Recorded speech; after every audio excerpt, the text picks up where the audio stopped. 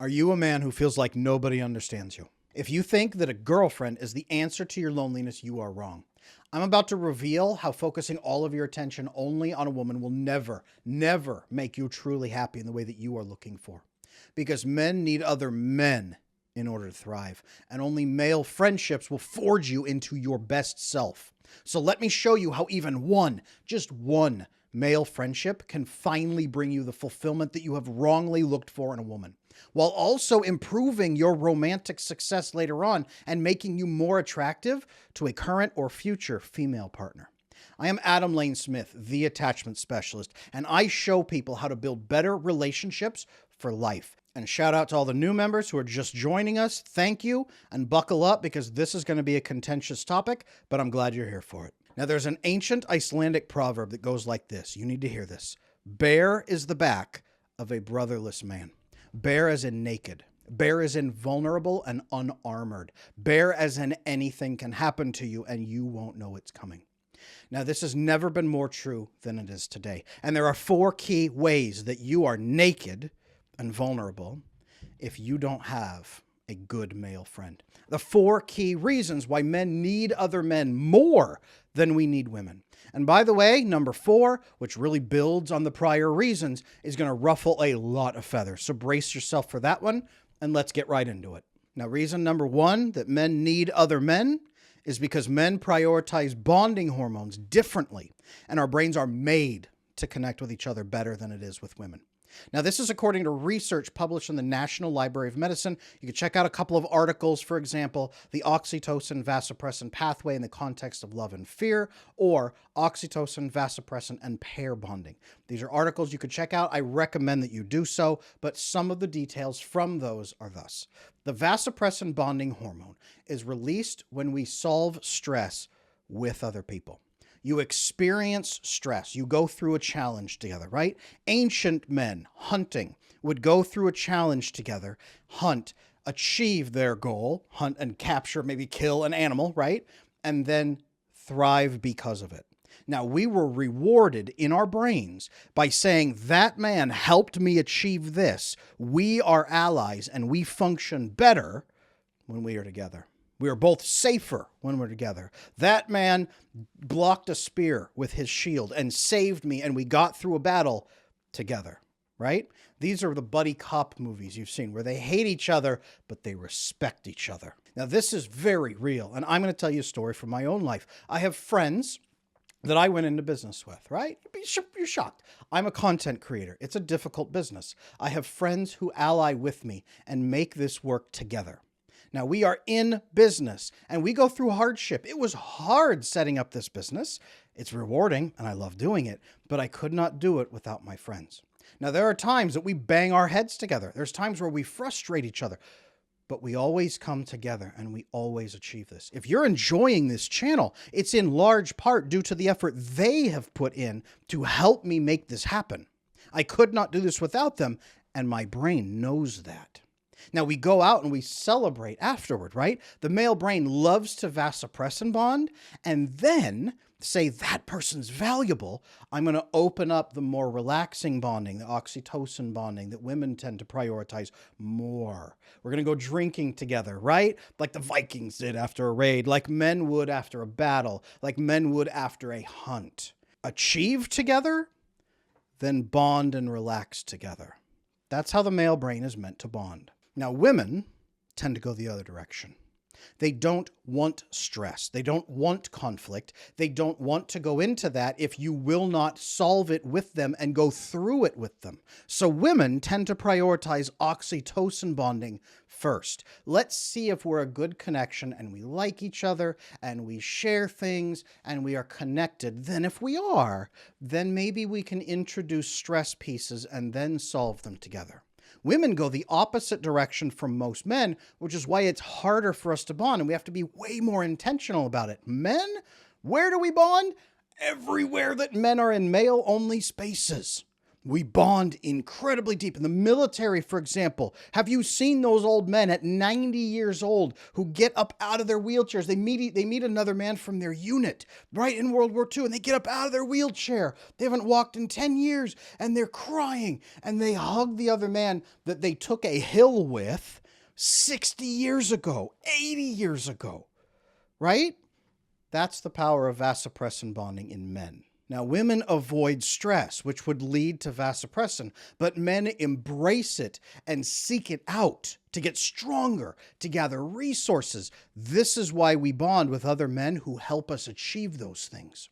Now, we are supposed to be initiated into male bonding as a child by our father, by uncles, by grandfathers, by cousins, other men. So if you're hearing this and it sounds strange, it's because a lot of this male vasopressin initiation has been lost, but we're bringing it back.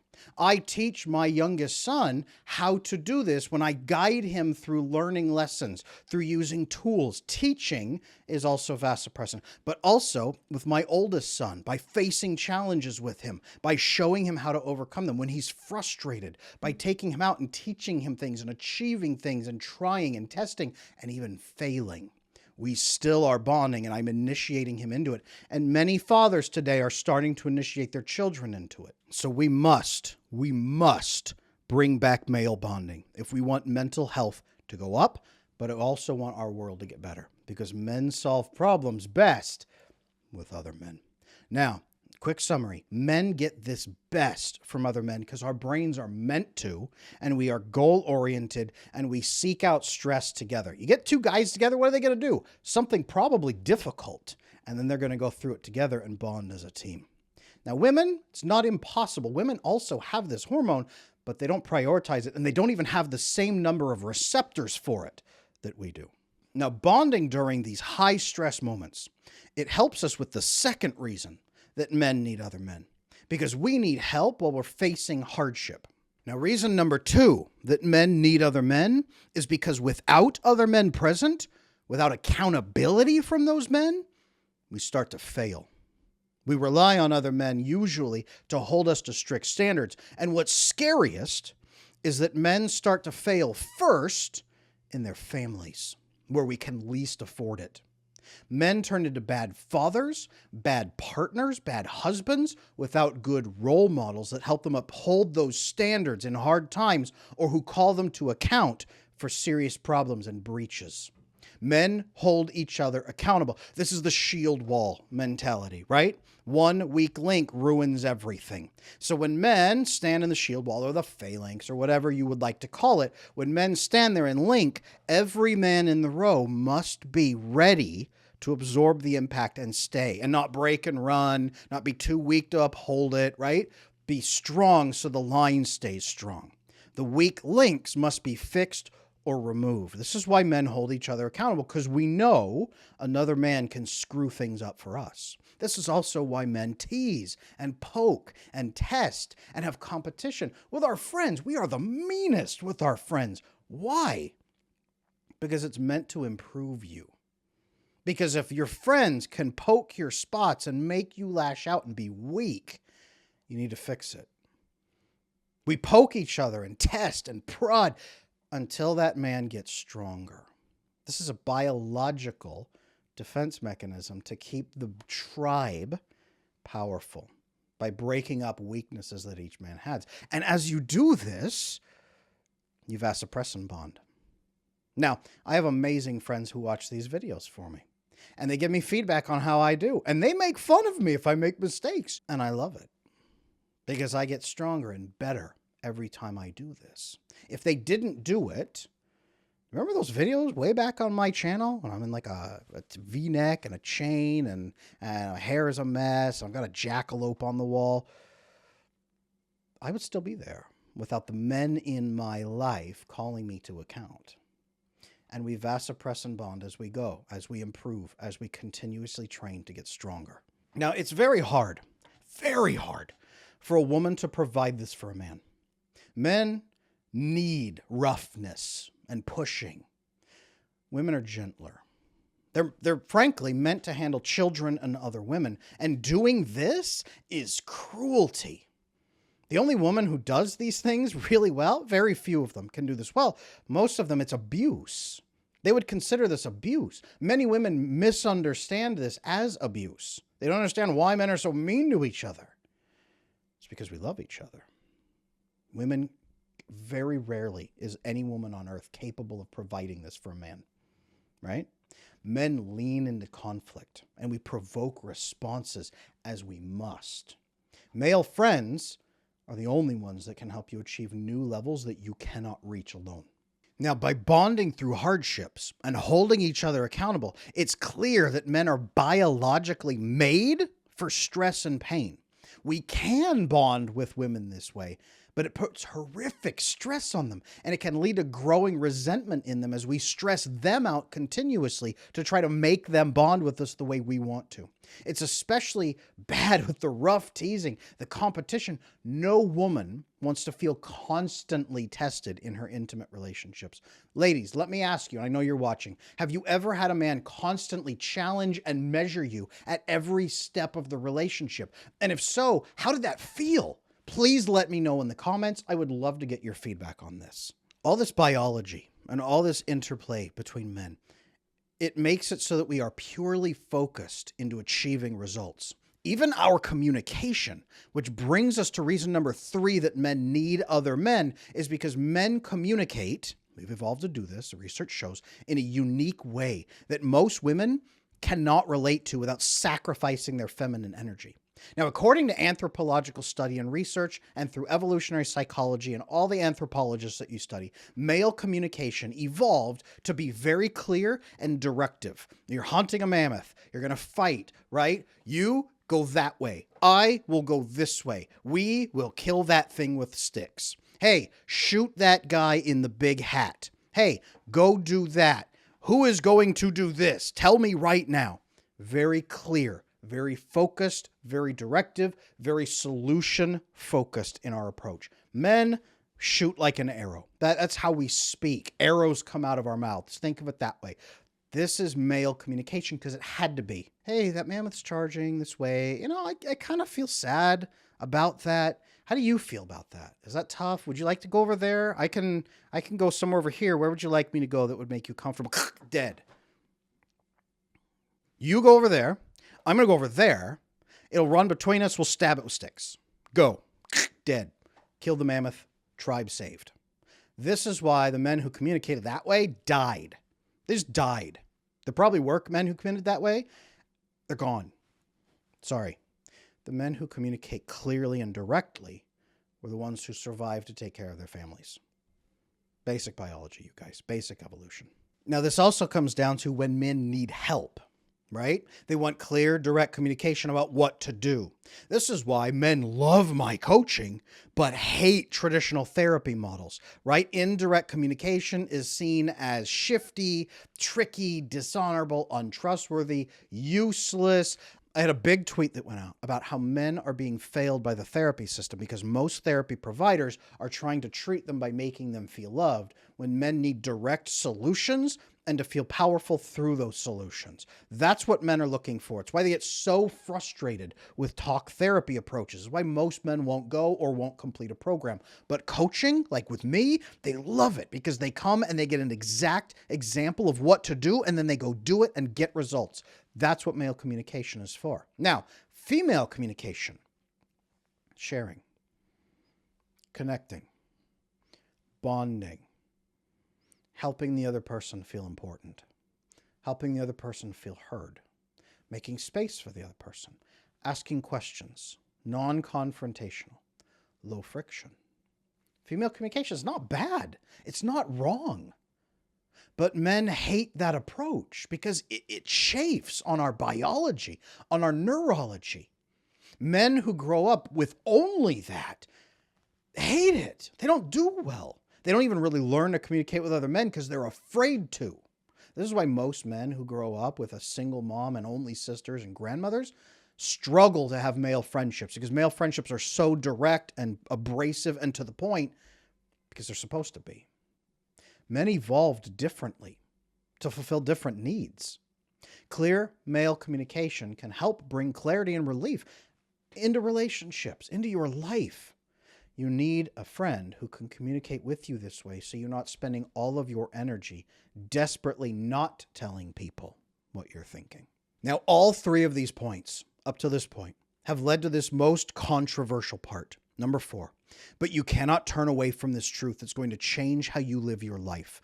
I need you to listen, and I need you to think carefully about this. It is super controversial, but it is true based on all my 15 years of research into and experience with this topic. And as I mentioned earlier, a few of those articles that you can go read yourself. All my work helping men and women connect to each other while also helping men bond with other men. All of that tells me that this is so true.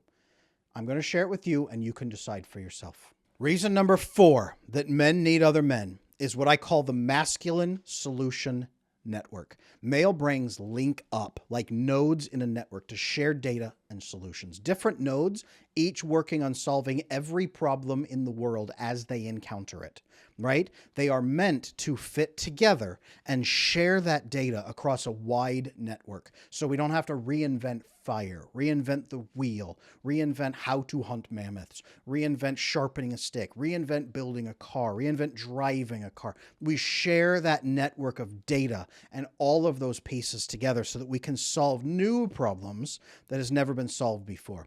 We talk about this when you look at inventors, right? Imagine if you had to reinvent the light bulb every single time you wanted to have light in your home. No, Thomas Edison solved that for us. Imagine if you had to rediscover electricity. Imagine if you had to rediscover peanut butter. Thank you, George Washington Carver. Imagine if you had to reinvent every solution over and over and over. Well, thank the masculine solution network for all those inventors, many of whom die trying to come up with those solutions, but write them down and pass that knowledge on. Every problem has already been solved by someone else somewhere. There's no need to reinvent fire or reinvent the wheel. But men get stuck, especially modern men, when they cannot connect to this network. Then you're a data node way off here by yourself, all alone. You have to reinvent everything yourself. This leads to serious burnout and despair because eventually you don't have the skills you need to find those solutions. When you are scared and afraid and alone and you don't know how to end that because you don't have a psychology degree like I do, then it feels like there's no hope. So you have to connect to somebody who does. When you link up into this masculine solution network, suddenly all those solutions become available to you. Men are meant to share this data. This is why men bond through vasopressin, right? From teaching and learning. This is why we bond through overcoming challenges together. Hey, I need help. Hey, okay, I got your solution right here. Let's do this together. Wow, that worked. Vasopressin bonding. Hey, you don't know that? Hey, teasing, poking, pushing, accountability. Hey, you better step up and apply that solution. Oh, I did. Vasopressin, right? Hey, let me share this with you and be clear and direct. You should do that. Oh, I will. Do it. Boom. Done. Also vasopressin. This is how the network is supposed to work, and it's supposed to encourage sharing solutions, not holding them tight. Our network and our brains and our biology, they encourage us to share the solutions, to disperse that information throughout the network. This is why men communicate the way that we do. This is the mentor and student model that has been with us since ancient times. This is father to son, grandfather to son, uncle to nephew. This is why this happens. On purpose. Now, the more men who link up into this masculine solution network, MSN, we'll use that. Hope that's not in use anywhere. The more men who connect to this, the better. Because it's a library that grows with more solutions, the more availability of data that we have. The male networks are supposed to make us mighty in this regard. You out there, you are meant to connect with this network. All 4 reasons that we stated in this video are for this purpose, to share these solutions down through those chains, down through the generations, so that you hand them to the next 100 years of people, so that you grow. This is called a legacy, by the way. This is how you grow through that network. This is the answer to the problems that we face today and the problems we will face tomorrow. The problem in our world is not too much masculinity. It is not enough masculine bonding. And you can fix that starting right now. So, my fellow men, a woman might seem like she could satisfy all of your needs in the short term. If you are out there and lonely, if you feel like no one understands you, and it feels like you need gentleness, softness, comfort in your life, I understand. But if you are a lone man without male companions, you are naked and you are living against your biology and your very design. And demanding that your female partner be these things for you is going to go against her biology and her design. It's going to make her miserable. Very few women will join you in that, which is why most men who don't have friends can't get a girlfriend. That saying at the beginning that I told you, the Icelandic proverb, bare is the back of a brotherless man. Do you see it now? Do you see how lacking these 4 reasons makes you naked in this world? A girlfriend could make you smile for a night, but a male friend could improve every single part of your life from now on. You need to bond with other men through vasopressin. You need to speak clearly and directly with them. You need to engage in accountability with them and work hard with them and connect to the Masculine Solution Network. Now, you're doing that partly right here on this channel. Every time you learn from another man, every time you connect, right, to the network, you're not just one data node blinking alone, trying to solve problems forever in the darkness. You're part of the network. Carry this idea into your whole life. Carry that visual into your whole life. Here's one thing you can do. Pick one man that you respect and make a connection happen. Start talking to him more. Share solutions. Ask for solutions. Ask questions. Ask data. Maybe you poke fun. Maybe you bond. Maybe you just tell him that you're looking for a mentor or you're looking for a deeper connection in this isolated world, because odds are he probably feels the same. Men know that this network is here, even if we don't know it. We feel it. We know there's something missing, and this is it. If you don't have a man like that in your life, watch one of my several videos on this channel about how to make new friends as an adult and start there. You can also do this. Hit me in the comments if I have helped you and if we're connecting as men. I would love to hear it because I'd love to connect with you too. We are 2 links in a chain of 3.5 billion men on this planet, and we can stay linked because we are supposed to share solutions. I am Adam Lane Smith, the attachment specialist. That is what I bring to the Masculine Solution Network. What are you going to bring in the future?